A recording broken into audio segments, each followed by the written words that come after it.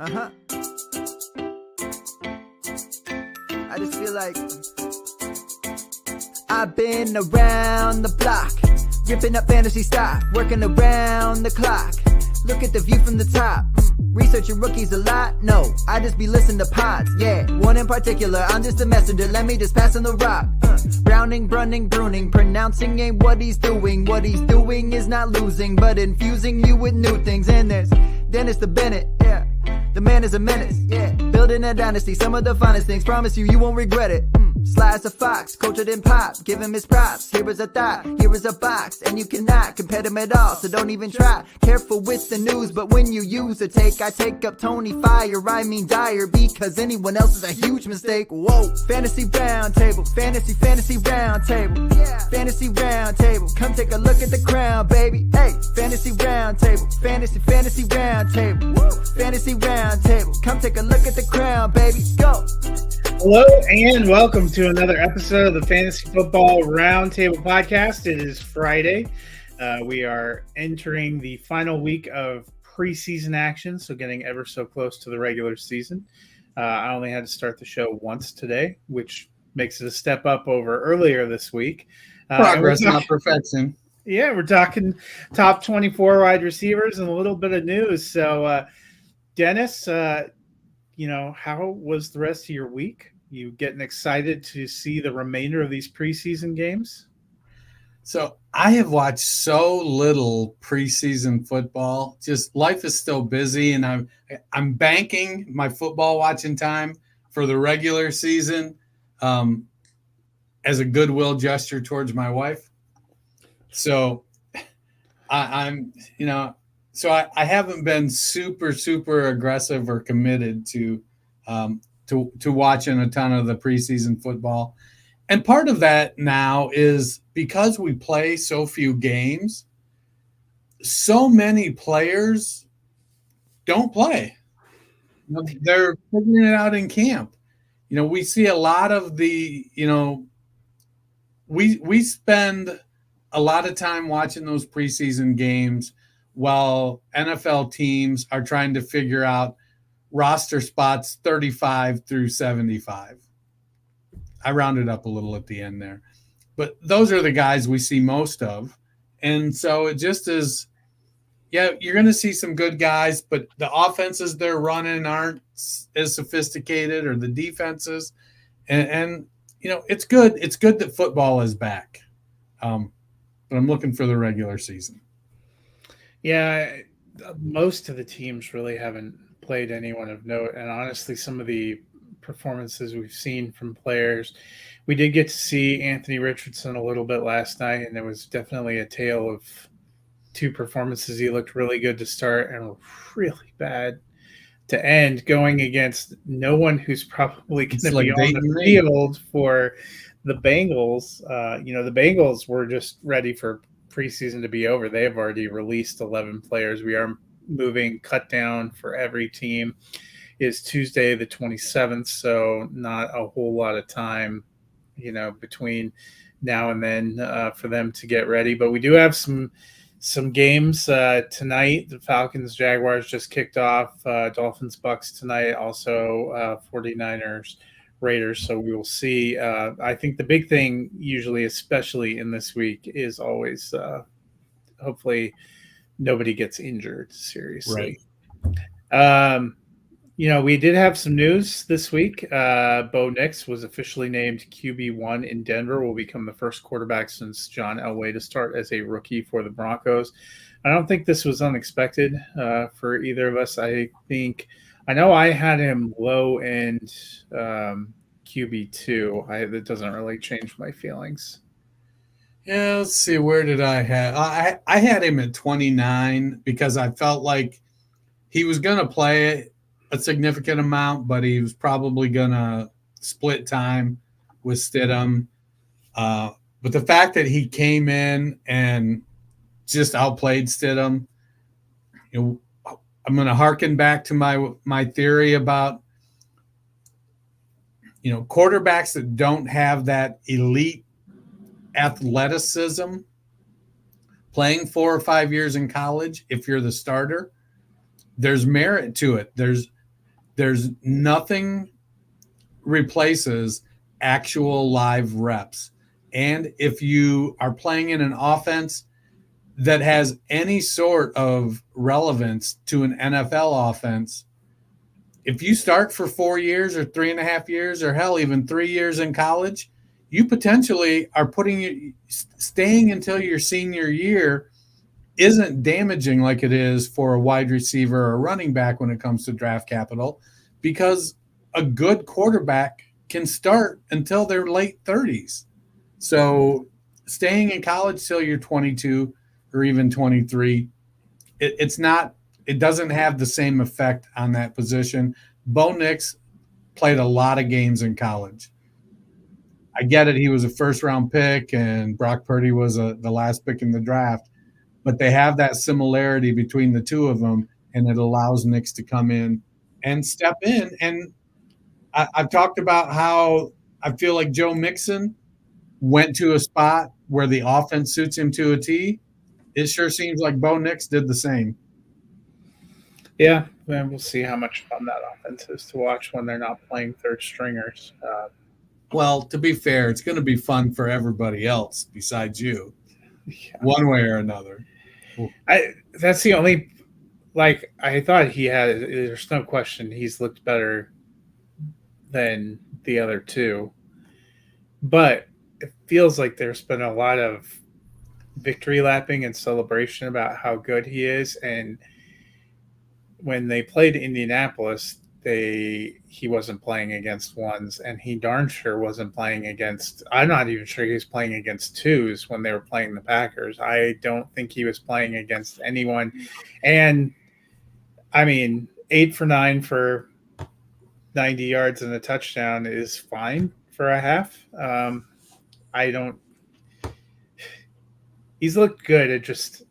I want to moderate some expectations. I can't remember. I was listening to NFL radio today, and they were talking about, a Browns fan was talking about one year he watched his team roll out there and go 4-0 in the preseason. It looked like they were dominating everybody, only to finish 0-16 in the regular season. So I was like, wow. Yeah, I remember that year. Yeah, that's about right. Speaking of the Browns, Deshaun Watson being held out of practices to end this week with general arm soreness. For a guy who's only managed 12 games in 2 seasons, this has to be a little bit of a red flag, right? Well, I mean, you got to work your way up to it and build that stamina so that you can, play an entire game. He should be there somewhere around 2026. Maybe he just needs to get it massaged out. Yeah, likely. Is it sore? Is it injured? Like, and if it is sore, how sore is it? So it's one of those things. Like, I talked to my son who's playing his first real year of football this year. I was bragging on him being a captain in the starting center, and he got benched this week. Just his snaps he's got the snapping part of it down. He's just not. He didn't do a great job making the calls in the scrimmage, and he doesn't get out to his block with the quickness he needs to. But anyways, back to Deshaun Watson. If I'm a Brown, I'm counting the days till this contract is get outable. Like, when can we just take the loss? Who they got? Jameis Winston. Shit, roll Jameis out there. Let's get DTR some reps. DTR looked great in preseason last year. And then when they put him in, the first time they really needed him, he just wasn't ready. I have some bad news for you. Yeah. You can get out of it in 2027. It is what it is, Haas. This year, the dead cap hit would be $200,915,000. Next year, it would be $136,938,000. 2026, $72,961,000, and in 2027, it looks like it's just $8.9 million. That they made their bed; they got to lie in it. It's just amazing. I'm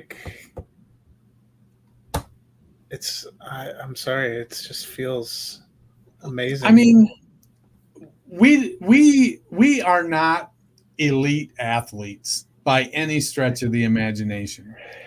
We don't even play one on the internet. But whatever makes elite athletes tick, when Tiger Woods got busted with the Waffle House waitresses, and we found out it had been going on for years, I get it. He had, Elon went at him with the golf club, and he ran his car into a tree and shit. But immediately his game went to shit and never returned to close the level. And his body started falling apart. So I mean, the parallels to Watson here might be. And Watson, once he got perved out, it ended up being he's just never been the same as a player.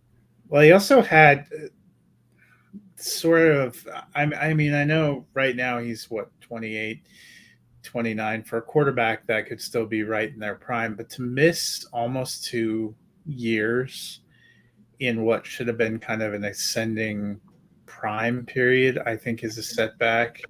And then, obviously he didn't look terrible in the games he played last year. He just wasn't available. And I believe it was an arm or a rotator cuff injury is what knocked him out last year. And that's what makes me a little, did he do something funky to his arm that is perhaps never going to come back completely correct?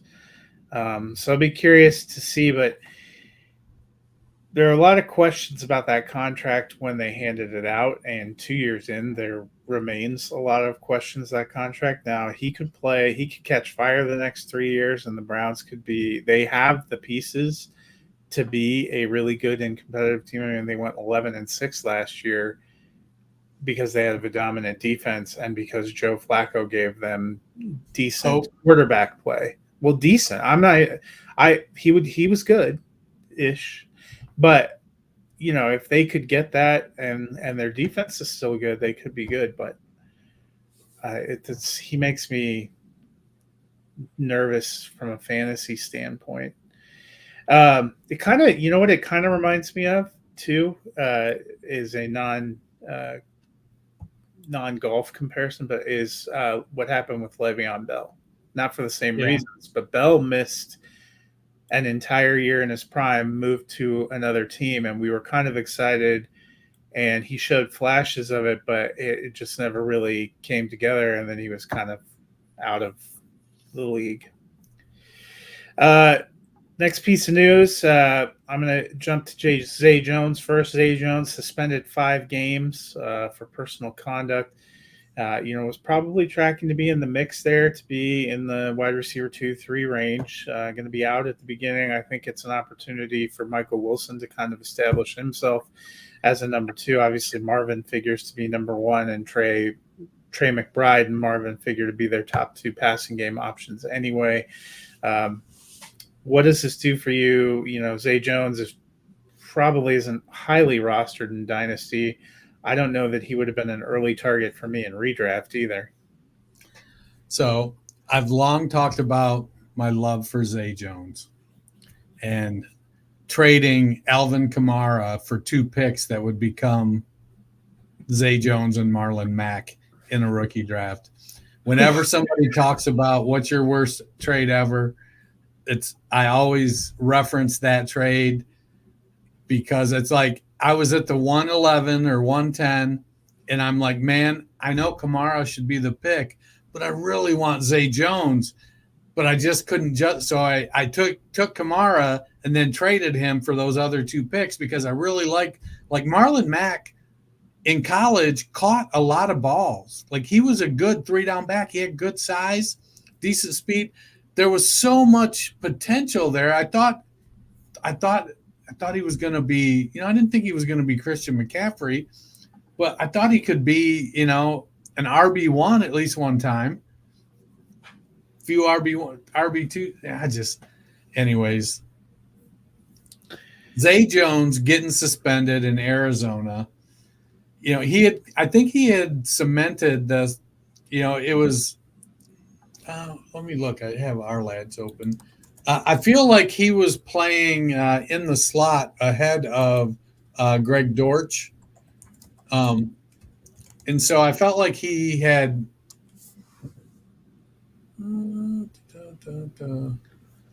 well, they've already moved him to the suspended list. So, but I'm pretty sure he was starting in the slot ahead of Greg Dortch, according to our lads.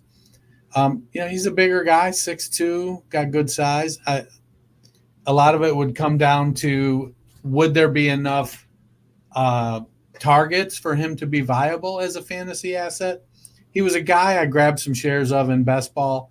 In my plethora of underdog teams, I drafted in the slow puppy, which, by the way, I have one draft left to finish, and I'll have all of them done. Comes at a great time. But I'm not – I think it almost feels like the end of the Zay Jones and the NFL train. He's been on the bounce-around circuit for a couple, 3 years, 4 years now. And every now and again, he'll flash some of what I saw when he was coming into the league, but he's just never been able to be consistent, never been able to put it together for long stretches and establish himself as, the wide receiver 2 for some team. So Greg Dortch has, by all accounts, had himself a pretty good camp. I know. And he's always performed when he's gotten a chance. He's just never seems to move his way up. He was stuck behind draft capital, Peter Dinklage, Rondale Moore. And so they would always play Rondale ahead of him if he was healthy. Draft capital, Peter Dinklage. Oh, I think we've pulled in the whole Game of Thrones audience with that one. We got to find our draft capital Jamie, who's a receiver that really only has one hand, and that's what maybe it's Kadarius Toney. Yeah, maybe. But yeah, I mean, Dortch again. I think he's a guy that you look at in best ball. Michael Wilson is going to be the wild card in Arizona. Can he stay healthy? If he's healthy, him and Marvin Harrison on the outside with Trey McBride in the slot could be a very, very good duo. And Wilson at 6'3" and 210 with decent speed could really benefit from Marvin drawing double coverage. It's going to be interesting to watch. We'll see. Maybe Jonathan Gannon can finally get that vaunted 4,000-yard season out of Kyler Murray. Maybe. He probably, if you looked at the numbers and the amortized amount, he would have been real close if you got to play a whole season last year based on what he was producing. And I would wager to say Marvin Harrison Jr. is a bit of a step up over Marquise Brown. So all I hear is Kyler didn't have 4,000 yards again. He did not.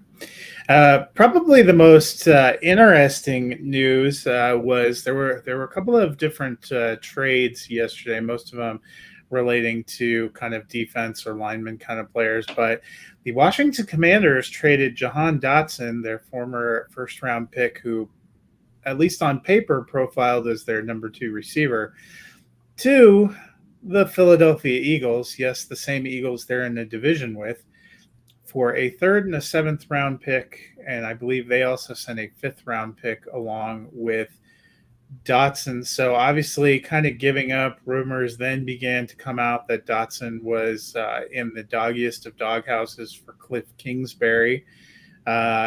Meanwhile, the Eagles get a reclamation project at cost. He's in year 3 of a rookie deal. And their depth chart behind A.J. Brown and Devonta Smith was practically a rumor. So to me, for the Eagles, it makes sense, kind of a low cost addition there that gives them a little bit of insurance. Doesn't really move the needle for me in fantasy for him. Actually, I did drop him in my rankings for the Commanders. I saw a lot of people jumping on the Luke McCaffrey train. I think it's probably better news for De'Ami Brown and Ben Sinnott and Austin Eckler than it is for Luke McCaffrey. Yeah, the blurbs that I saw regarding the specific players, for a few days we've seen the Jahan Dotson is not making a ton of friends in the wide receiver coaching staff, offensive coordinator group for the Washington Commanders. He had a good rookie year.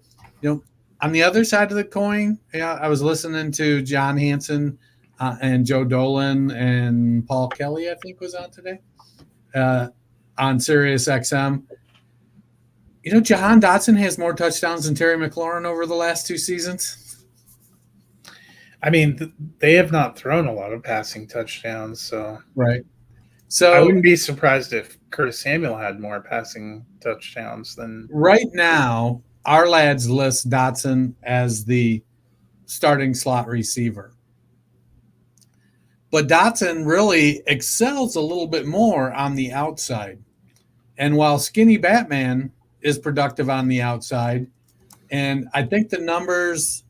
So in the fantasy points data suite, they were talking this morning that over the last 2 or 3 years, Devonta Smith has had like an A dot. Was it an A dot or maybe yards? Average yards per target of like 2.35. Or 1.85, somewhere in that range over the last 2 years on the outside. But his high over the last couple of years from the slot was like 3.5 or 3.4. It's like Devonta Smith, if they move him into the slot, he could be super dominant. I still think that the pecking order in Philadelphia is A.J. Brown and Devonta Smith and AYO. And for those not hip like us, that's all you others. I think Dotson will get some opportunity. I don't think he's going to necessarily be fantasy viable outside of best ball leagues, but I could see him getting a little bit of wind sprints going on, pop him on the outside, clear it out, run deep. They don't have much behind him. Britton Covey in the slot, Paris Campbell, who's I love because he's a Buckeye, but has never put it together consistently. Johnny Wilson, who I still feel like he's going to end up at tight end. I mean, they were the actual rare team where Devontae Parker retiring hurt them. So that makes some sense. I did just look it up. So the last 2 years, John Dotson, 11 touchdowns, Terry McLaurin, 9 touchdowns, Curtis Samuel, 8 touchdowns. All 3 of them had 4 touchdowns each last year. So it's not like it. Well, I mean, yeah, that's one of those things that sounds like a cool stat. That his what I'm hearing in 2 years as a number one, as a first round pick, he had 84 receptions for 1,018 yards and 11 touchdowns, which would be an okay one season, but that was his 2-season total in Washington. Yep, to me, this feels a little bit like, hey, let's bring in a guy we know has some talent. Like he had a 100-yard game against the Eagles last year. Mm-hmm. We've seen him play. We know he's got some talent. Can our coaching help him realize it? We know A.J. Brown has the knee issue that flares up every now and again. Maybe it's hedging their bets there. I know Brown and Smith. So Kellen Moore's their coordinator. Don't you feel that this just means Dotson is Michael Gallup with CeeDee Lamb and Amari Cooper already out there? Yeah, he's running wind sprints, catching the occasional deep pass. That's why it's weird to see him listed in the slot. But also, I think if I'm Devonta Smith, I don't want to be listed as a slot guy because they make less money. Yeah. So, no, I don't think it's a terrible trade. What they paid a third and 2/7 for Dotson, and I think it makes total sense for the Eagles, who are a team that still has Super Bowl aspirations. And let's face it, injuries happen. Part of that collapse toward the end of the regular season is because both A.J. Brown and Devonta Smith missed time, and the Eagles did not have a lot to put out there in their place. So I think Jahan Dotson, you listed what they have currently. I think it makes total sense for them. The more head scratcher for me was that the Commanders dumped him in the division and don't really have a clear. A lot of people thought that was a precursor to the big news was that they were going to be acquiring Brandon Ayuk, but I think that's something of a pipe dream. I actually just think it's because they're not going to be a very pass-heavy offense, and he wasn't a good mesh personality-wise with their coaching staff. Yeah, I think we're seeing over the last few seasons, teams are more willing to make in-division trades. They're taking the fantasy approach of, does this make us better? Moreover than, if we don't do it, will it hurt our opponent? It's like, no, we want good guys on our team. So we think Jahan Dotson is going to provide us with depth that we don't have. We think getting a 5th-round pick back, Howie Roseman does Howie Roseman things when it comes to draft picks. If I'm Washington, I know we got a quarterback this year that should be a stud, but let's face it, we're still rebuilding. We need to improve our team, and a 3rd round and 2 7th-round picks for a guy we were kind of souring on anyways. We can live with that. And I think, didn't the 5th rounder they sent, wasn't that one they traded for? So it wasn't even theirs, maybe? It could have been. Well, we'll move on from a wide receiver that probably won't frequently see your fantasy lineup to guys that should be in your fantasy lineup every week, and that is it is wide receiver week, and they still haven't moved Brandon Ayuk, so we're is that like infrastructure week? I'm just waiting for us to finish this and then be some catastrophic injury / trade that happens right after, but. Tis the way it goes in the preseason. Today we are talking about our top 24, so wide receiver 2, wide receiver 1. So Dennis, why don't you kick it off and give us 24 to 13, the guys that you have in wide receiver 2 range. All right, so I'm gonna pull the trigger, and I know Dave Canales is gone, and I've went back and forth as a Baker hater. But with Liam Cohen there and being familiar with Baker's skill set, I got Chris Godwin at 24. He could potentially be a lot higher if he's the quote-unquote Cooper Kupp in that offense. We've seen him play some in the slot over the years. They've got Mike Evans on the outside. I think it's going to be a productive offense, and I've got Chris Godwin at 24. I got Malik Neighbors at 23. It's a complete gamble on opportunity and playing talent at the wide receiver position. He steps in as the number 1 receiver. He is not being challenged by Jalen Hyatt or Darius Slayton or Wan'Dale Robinson or Daniel Bellinger or Devin Singletary. Like, he's getting targets. He is the guy. He is the newest in a long-ass line of LSU receivers coming to the NFL and dominating. We'll see what happens with Daniel Jones and the cast of characters that roll out of the clown car behind him. It's, not having Tyrod Taylor there, with who they got now, Tommy DeVito, and I forget who the veteran they Drew Lock. Drew Lock, that's right. He's been injured, so we haven't got to see him play. Yeah, well, what's the old saying? Better to remain silent and be thought a fool than open your mouth and remove all doubt.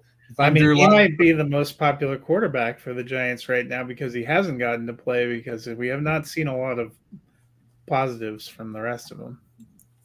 So I think Neighbors, he's going to dominate target share, and hopefully he can be productive with it. 22, I got DK Metcalf. I might have Metcalf a little bit higher. They're bringing in a college coordinator that ran a productive passing offense. Geno Smith is their quarterback, and he's got 2 other wide receivers of note there with him, and Tyler Lockett and Jackson Smith and Jigba. So he's a little bit lower. He's a guy that I think could bounce up and have a better year than wide receiver 22. But he is the dominant guy there. There's just some questions about how it all ends up shaking out. 21, I got skinny Batman Devonta Smith. Drafted or trading for Jahan Dotson did not move my rankings of Smith and Brown at all. I don't think he impacts what their role in the offense is going to be. I had Dotson at wide receiver 63 in these rankings. Honestly, he probably moves down some, dropping in behind those two guys. But I like Smith. He's super productive. If he can slide into the slot role there, and with his history of producing big numbers there, it may very well be that he and A.J. Brown both finish closer to the top 10. At 20, I got Deebo Samuel. It's an embarrassment of riches for San Francisco. And while I do have Ayuk ahead of him because I think Ayuk is the better receiver, it does feel like, Ayuk is still in play to get traded. But they also keep saying that there's still contract negotiations going on between Ayuk and San Francisco. So let's let it roll, and I'm going to ride the talent. If Christian McCaffrey gets hurt this year, Ayuk and Deebo, if they stay healthy, they could put up monster seasons. But again, it's going to be a year where you've got 4 elite fantasy producers in McCaffrey, Deebo, Ayuk, and George Kittle, and somebody's going to be left out every week. Somebody's going to be left out, and somebody's going to produce low volume. And outside of McCaffrey, I think there's a little roll of the dice there about which guy it is. So I've got Deebo at 20. 19, I got DJ Moore. Just feels like as bitter as I want to be about Chicago, stiffing Justin Fields and putting all this talent around DJ Moore, you got to take care of your quarterback with offensive linemen and weapons, and they have given Caleb Williams weapons. I think Williams is a better passer than Justin Fields. I don't think it was the wrong decision what they did, but I also don't think they did justice to Justin Fields. So that being said, I got DJ Moore at 19. I think he's going to have another 1,100-yard season, but he is going to have some things drawn away from him with Rome Odunze and big Keenan Allen. So we'll see how it plays out more. I think he could drop a few spots. He could rise a few spots, but I got him at 18. 17, I got Nico Collins. I got to be honest, the Texans are one of the hardest wide receiver groups to rate because Tank Dell, when he plays like a wide receiver 1. And when they throw him the ball like he's a wide receiver 1. Nico Collins established himself last year like a wide receiver 1.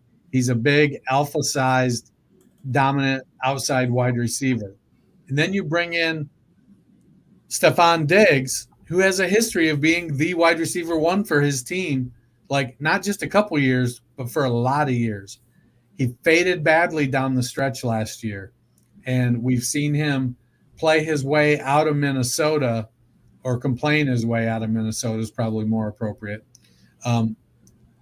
But I've got Nico Collins at 17. I think if I'm going to bet on which of these 3 wide receivers in Houston score me the most fantasy points, I'm going to go with Nico Collins. At 16, I got Mike Evans. It's, chalk him up 1,000 yards and 7-8 touchdowns. Mike Evans does what Mike Evans does. And Baker Mayfield is like, man, that big son of a gun, if I just get the ball down there, he's going to get it. And, I think Tampa is a team that could potentially explode offensively if the offensive line continues to improve with those two wide receivers. They also brought in Jalen McMillan, who seems to have played his way into the wide receiver 3 group. They've got Cade Otton at tight end, who is a consistent tight end. He's not going to rock anybody's world, but he's out there on all 3 downs. And then you've got Rachaad White in the backfield doing stuff. And hell, even Sean Tucker flashed a little bit in preseason against the backups. So I could see Evans and, like I said, Godwin getting a little bit closer together in the rankings. And because Godwin goes up, I like Evans' consistency. It's going to be a sad day. I hope he has 1,000 yards every year and has enough sense to retire before he doesn't. 15. Am I going all the way to 13? 13. Yeah. All right. 15. I got the aforementioned Brandon Ayuk. I think he's the best wide receiver in San Francisco. I know he's not practicing, but I think he knows the system. He knows what to do. It'll take him a week or two to get into playing shape, but I think he's going to be the guy there. I think they get the contract done. And if they don't get it done and he goes somewhere else, I think he's the guy there. At 14, I got Jalen Waddle. This one makes me a little bit nervous, just because he's got Tyreek Hill there. They've added to the running back room. They added an actual functional, playable tight end in Jonnu Smith. They don't have depth. It's a narrow funnel, and it's Hill and it's Waddle. I'm going to bet on that still, though he's a guy that I could see maybe dropping down some. And at 13, I got Michael Pittman Jr. Not going to lie, this game yesterday with Anthony Richardson is making me a little bit nervous. But I think also Pittman is the unquestioned wide receiver 1 in Indianapolis. And often we see a rookie quarterback know that job 1 is to get the ball to wide receiver 1, and at 6'5", Pittman is a guy that can go up and battle for it. So for me at 24, I have T. Higgins. He's kind of in a crucial year there, playing on the franchise tag. I think he and Jamar Chase are going to be even more essential to the Bengals offense. I think the Bengals will go back to being pretty good. I have Amari Cooper at wide receiver 23. Still kind of the number 1 there for the Browns. I know a lot of people are very hyped on Jerry Jeudy. I watched him play for 4 years. I wish you the best of luck. 22 for me, DK Metcalf, same as you. They have 3 receivers and a tight end they're going to use. They have a couple running backs. I think Metcalf still ends up being their top receiver. I just don't have him as high. I think that all of their receivers will play a role, and I'm not as bullish on the Seahawks in general this year. I think that they'll probably have a different quarterback next year. I have Christian Kirk at wide receiver 21. I think he's probably still the top wide receiver for the Jaguars. He and Evan Ingram, probably the top 2 targets there for Trevor Lawrence. One player I've moved up quite a bit of late is Rashee Rice. I put him at wide receiver 20. It does not look like his legal troubles are going to be adjudicated this year, which if we follow the pattern likely means he won't be up for a potential suspension until next year. It is still something to watch out for, but he had a very good rookie season coming on. He's had a very good preseason. This is not any kind of reflection about how I feel about what he engaged in the non-football portion of his life, but he looks like he's pretty well locked in to be their wide receiver 1 again, and I think that could be a pretty fantasy-rich position. I have Deebo Samuel at wide receiver 19. I think he's going to have another good and solid year. I have Marvin Harrison Jr. at wide receiver 18. I moved him up a little bit. I am getting more excited about that Murray to Harrison combination. I think the Cardinals could be a lot more fun to watch this year. I'm with you. I have Nico Collins at 17. I've gone back and forth about the Texans receivers, but on a points per game basis last year, Nico Collins was actually wide receiver 7. He finished wide receiver 12 total. So he had some, he had the numbers to make a case for being wide receiver 1. I think with all of the options that they have there, I like him better here in a wide receiver 2 range, and that's where I put him. I also have Mike Evans at wide receiver 16. He's been pretty rock solid death taxes, and Mike Evans going for 1,000 yards seems to be what we can expect in our lives. Wide receiver 15, I have Chris Olave. I really like Chris Olave. He's pretty well the only show in New Orleans, but I don't love their offense. And he's been right up in the, kind of upper tier wide receiver 2 range the last couple of years. I think that's just where he ends up. Wide receiver 14, I have Drake London. And I know he was wide receiver 37 last year, but it's a new day with Kirk Cousins. I was very tempted to actually pull him up even higher. At one point, I looked at potentially having him in wide receiver 1 range. I slid him down a little bit into top end wide receiver 2, but I am bullish on that Falcons passing game taking a step forward this year with him and Pitts being the primary recipients there. And then at 13, I have Brandon Ayuk. He is, whether he's getting the payday from the 49ers or from somebody else, he is playing to show that he is their number 1 receiver. And, he finished just ahead of Debo last year. They were kind of back-to-back, I believe 14 and 15 in PPR rankings last year. I think he will be right there again and will be their number 1 receiver. So that's my wide receiver 2 range. Dennis, give us your top 12. At 12, I have Chris Olave. He just gets better and better, and I agree with you. I wish he had a better quarterback, but he doesn't. He has Derek Carr, and Derek Carr, I think he understands the mission is to get the ball to Chris Olave. Olave just continues to play well and do his job, and I think he will keep doing that.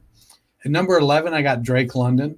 Probably a little bit high, but I'm just bullish on, the talent after watching how nobody before Kirk Cousins was able to get the ball to the wide receiver 1. Now, granted, some of that may very well not have been the quarterback's fault, but I like Drake London to have a real breakout this year and put up some big numbers. So I got Drake London at 11. At 10, I got Davante Adams, another veteran guy that's going to just go out and do what he's supposed to do. I had pushed my chips in on Aiden O'Connell. I felt like his knowledge of the offense and relationships there were going to be able to keep his mediocre talent in front of Gardner Minshew's mediocre talent, but they went with the mullet, and O'Connell and Minshew both know that job 1 is get the ball to Davante Adams. So I think Adams will continue to put up big numbers this year. Number 9, I've got Puka Nacua. I go back and forth with him and Kupp. I think will they both produce the type of numbers that I'm calling for here at wide receiver 9 and wide receiver 18 with their such similar, well, that's a lot of S's to be saying into a microphone. They're so similar in skill set. Man, look at me just racking those S's up. They're so similar in what they do that they could cannibalize each other. They could become easy to figure out because they're both kind of doing the same thing on separate sides of the field. They're both very good, though, and I am going to ride Puka Nacua and, by extension, Sean McVay and that offense and Matthew Stafford's arm much like I'm riding Kyron Williams. I'm going to roll him out there, and if I roster either of these guys, they're in my lineup every week. So Puka Nacua at 9.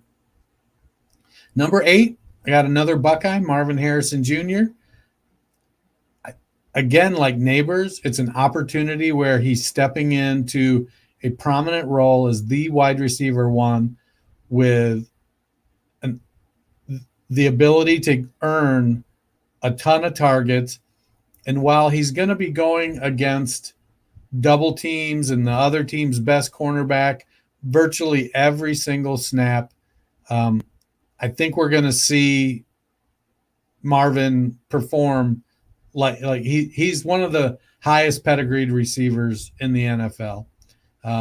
He came out of college. He's one of the best receivers ever in Ohio State history, and that's saying something. I mean, we currently have 6 Buckeyes in my top 60-ish wide receiver rankings right now. So I think Marvin Harrison, and 3 in my top 12. Marvin Harrison is going to step in. Chemistry is going to be there with Kyler Murray. There's going to be times when Greg Dortch, Trey McBride, and Michael Wilson are going to have to produce to make teams stop double and triple teaming Marvin, and I think they will. And I think as the season goes on, we're going to see Arizona and by extension Marvin Harrison Jr. put up some nice numbers. At number 7, another Ohio State Buckeye and Garrett Wilson. I'm not buying into him and Aaron Rodgers fighting on the sideline of the practice field. You got 2 high caliber athletes, very energetic, animated, wanting to win. I think as long as Rodgers stays healthy, I feel pretty good about Garrett Wilson. I don't think there's anybody that provides a serious threat to Garrett Wilson's volume. I love Mike Williams over the years, but he does what he does. He's a big outside receiver that takes high risk, high ADOT targets down the sideline, and Garrett Wilson is going to virtually cover the entire rest of the field. Number 6, I got A.J. Brown of the Philadelphia Eagles. He just keeps – he's a deep threat, excellent route runner. As long as the knee holds up, at this point, I think we've seen it's not uncommon to go into the season expecting him to miss a game or 2 because his knee flares up. That being said, he still puts up elite numbers. And adding Saquon Barkley to the backfield, I think is going to continue to allow him the opportunity to put up elite numbers. Number 5, I got Justin Jefferson. It's putting a lot of trust in Sam Darnold, but we've seen Jefferson produce really good numbers with, I don't know, I'm gonna air quotes, arguably worse quarterbacks than Sam Darnold. So I think Justin Jefferson, it's a little tricky putting him at 5 because he is one of the probably top 1, 2, or 3 most talented wide receivers in the NFL. I do think having Sam Darnold as his quarterback or a rookie J.J. McCarthy, who's out for the year now, was going to impact him. I mean, it's like, say, when you're wide receiver 5 and you had a bad year, I mean, oh, you're terrible. No, he's a phenomenal wide receiver. He's going to be productive. Number 4, I got Amon-Ra St. Brown. He's the guy in Detroit. Jared Goff loves him. There's no question about who the show runs through there. It's the passing game goes through Amon-Ra St. Brown. Fire him up and let him go. Jamar Chase, man, can we just get a whole season of healthy Joe Burrow that's not getting inundated by sacks? Let's let them play together. Let's revisit LSU's national championship run. Let's get Joe and Jamar out there. I know they got Higgins. They've got a couple serviceable running backs. We'll see how that plays out. They added Gesicki at tight end. Right now, the talk is that Andre Yosevich is going to be the wide receiver 3. I don't know that means anything for fantasy, but fire up Jamar Chase and go for it. Wide receiver 2, I got Tyreek Hill. He's the target hog. I know Waddle gets a ton of targets, but Tyreek Hill he is a unicorn when it comes to playing in the NFL.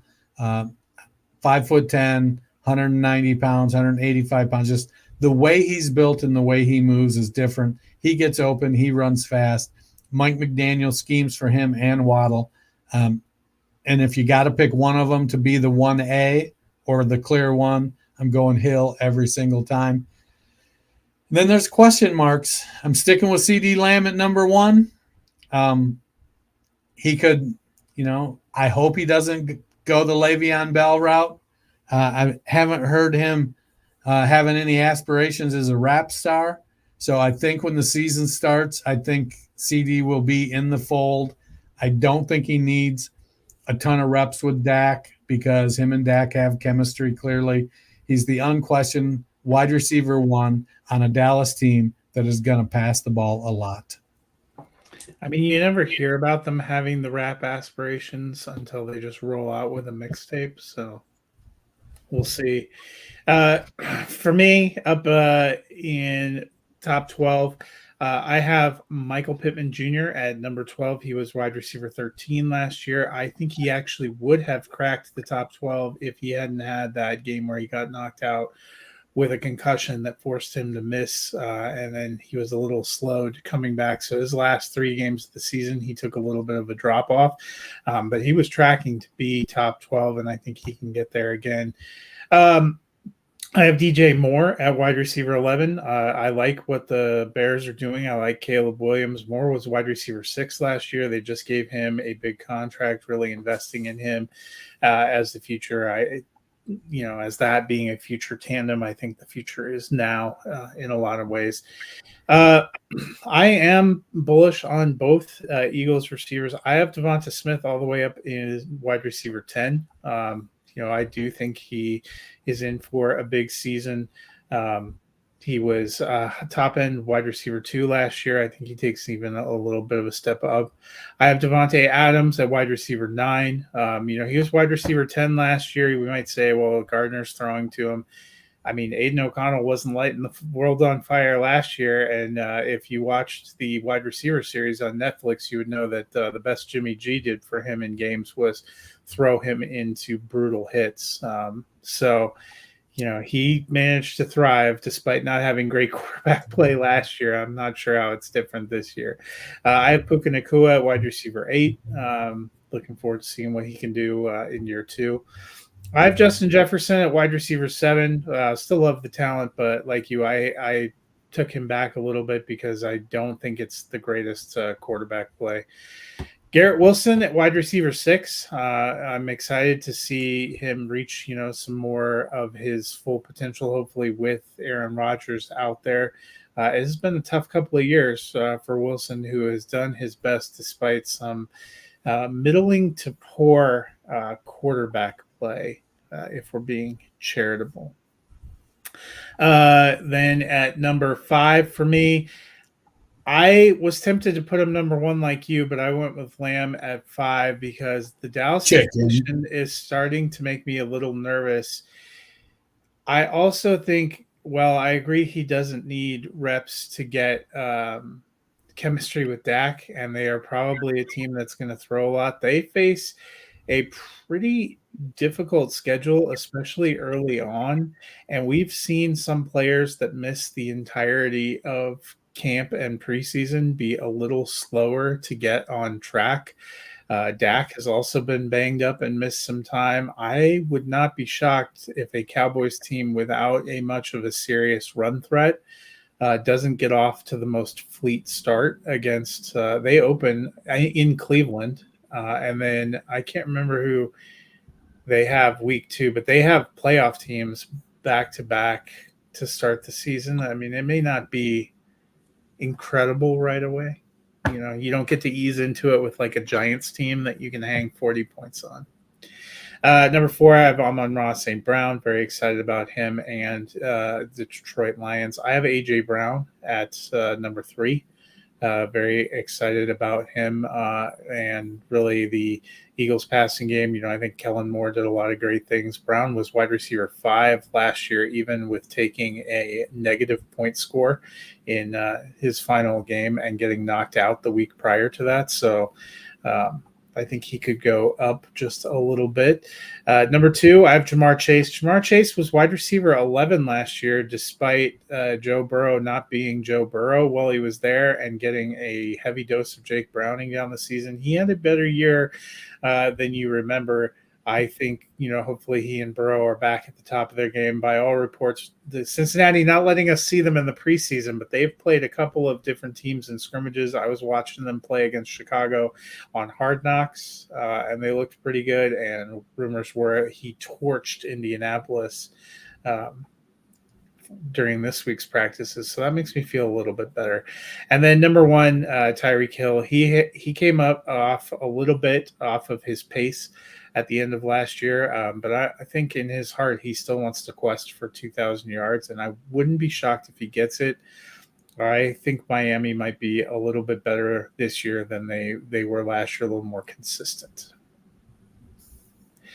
So I agree with you. Dennis, before we get out of here, a couple of questions. Who is somebody you don't have in your top 25 that you could see making a leap? So I'm going to take a gimme first because I had Terry McLaurin at 26, and I do think he moves up into the top 25. I struggle with who I'm going to push down, because I've got Cooper, Godwin, Neighbors, Metcalf, Smith, Samuel in front of him. But it's what it tells me is like the first 30 or so wide receivers are pretty good. And so I'm like, if I'm picking early, I almost think I might want to go hero RB and take a Christian McCaffrey or Bijan Robinson or Breece Hall, because if I can come back in the second and third and maybe even the 4th round and collect 3 stud wide receivers to go with that running back, I feel really, really good about that. But I had Rashee Rice at 33. You've got him all the way up at 20. So we have a pretty big discrepancy there. I like the talent. I don't think he's going to get suspended this year.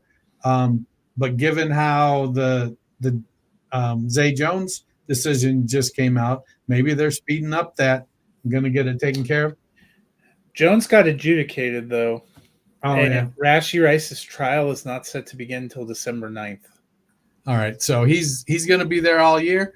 My concern is that Patrick Mahomes, I don't think he's going to treat Rashee Rice like he's Tyreek Hill. So I think Rice's volume may suffer a little bit, but I could see him moving into the top 25 or even top 20 because he's a good wide receiver. Those are really the 2 that kind of stand out to me as guys that could hop up into the top 25. So the one I'm going to go with is Tank Dell.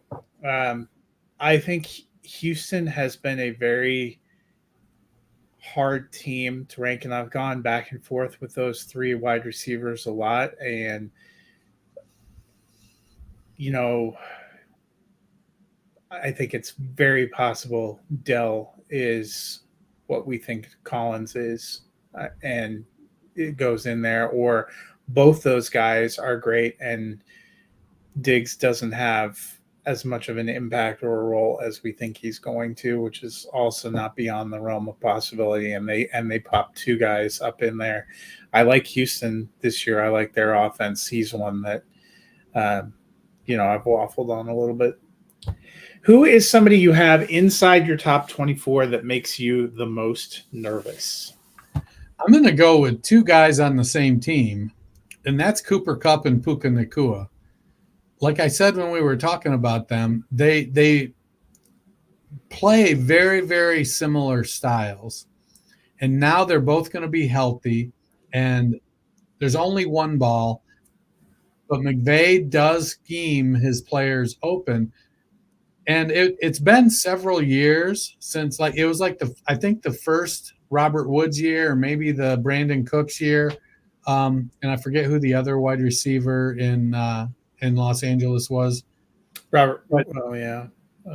there was, it might have even been Cooper Kupp, early Cooper Kupp. Yeah, because it was Woods and Kupp for a while. And so he has produced a couple high-level wide receivers, but it just they make me nervous because of the such similar play style and then Kupp being older and coming off an injury. Puka's dealing with an injury already. The two of them, like, I could easily see them between wide receiver 20 and 25 together. I could easily see them, as wide receiver 4 and wide receiver 12. I've got Nacua at 9, Kupp at 18. That feels right. It feels like I'm gambling on the upside of Nacua because he's young, and not completely discounting the history of Kupp, who's not as young. I'm going to say the one that does it for me is CeeDee Lamb, and it's just because the range of outcomes for Lamb and the Cowboys feels immense. He could very well be wide receiver 1 again. Their relationship could completely deteriorate to the point where he doesn't report for part of the season, or maybe even half the season. We don't have a very good vibe between the Jones family and the negotiations with Dak, Micah Parsons, or CeeDee Lamb, who feel like 3 very important players. I think there is a scenario where this Cowboys team completely implodes and is really bad. And you're starting to even get Cowboys fans who are expressing that on call-in shows. So, I love CeeDee Lamb's potential and his potential role there, and I have a ton of shares of him, but it makes me very nervous. That'll do it for us today and our look at wide receivers. Maybe we'll get some good news or bad news over the weekend, and we'll get to revisit that. Dennis and I will be back with you next week on Tuesday. We'll be looking at top 25 tight ends, but it's also cut down day, so I'm sure there'll be some interesting cuts and roster moves to look at there. We will actually be doing a trio of shows next week. After doing tight ends on Tuesday, we will be doing a mock draft on Friday, and then we'll be coming to you live on a special episode on Sunday as we have the Fantasy Roundtable Redraft League going off on Sunday, September 1st. So just a little bit of a bonus throw in there. But it'll be popping, as the kids say. Yeah, you'll be recovering from your college football hangover, trying to figure out what to do with your last remaining Sunday before the NFL season kicks off. And we'll be there drafting our fake football teams to bring you some joy, or at least some comic relief. So Dennis's wife is the defending champion, is in there. Can't wait to see what she does. I can't wait to see how badly I do. I can't even remember my draft slot. I think I'm back toward the back of the pack. I might be 11. It's a 12-team PPR Superflex league, so should be fun. Yeah. Hopefully, like, maybe this sounds like whining, but we had some first timers in the league last year, and they made some questionable draft choices, and I wanted them to develop like the love of the game, like I have. Like, my wife has played before. She's not passionate about it. She does it for fun, and she loves, like, I think she's played in fantasy leagues three or 4 times. Like, she's won, like, this last year was not her first championship. But I made some trades that I probably wouldn't have made in the interest of helping some people, like, who may have drafted like Kadarius Toney in the 5th round, things like that, or who may have drafted. He's not even likely to be on a team, so hopefully that doesn't happen. managers who may have drafted either a dozen Packers or a dozen Browns, trying to help them balance their teams out. So hopefully it's going to be a good, they've learned they've done some homework and learned some lessons, and they're ready to go. But I love fantasy football, and I can't wait. This is my main redraft league. Like, I play so much Dynasty. I'm only in a couple leagues, which reminds me I should check my Scott Fishbowl league, because I think we're getting close to when we can have actual waivers. I got to see who's It's even usually after the preseason you can do a waiver run, so it might actually be next week. So I did look. I am pick 11. Your wife, defending champion, is pick 5. You are pick 8. So should be interesting. Jackie is 5. Your sister-in-law is pick 1. Okay. So we'll see She's going to go Amari Cooper, Nick Chubb. That's tough. Maybe I'll see if she wants to come down, and the 4 of us can do it. We can all do our draft here in the house at the same time. Yeah. I mean, that'll be some fun. So this weekend, final weekend of preseason, but if people aren't into watching third and fourth stringers play football, what can they do to fill their time as they prep for the season? We're coming out of the hotness of summer. August is cooling off quickly. I'm sure your yard is growing. Let's go ahead and go to your favorite podcast platform, type in the Fantasy Football Roundtable podcast, hit that like and that subscribe button, pop us in your ears while you finish up, these last few summer chores. School is starting, while you're doing your yard work and closing out that stuff, harvesting your backyard garden, all that. Pop us in your ears. Give us a rating and a review. Well, that'll do it for us today. We will be back on Tuesday talking about cutdowns, any kind of surprise moves, and tight ends, our top 25 tight ends. So be sure to stick around then. Until then, have a wonderful weekend.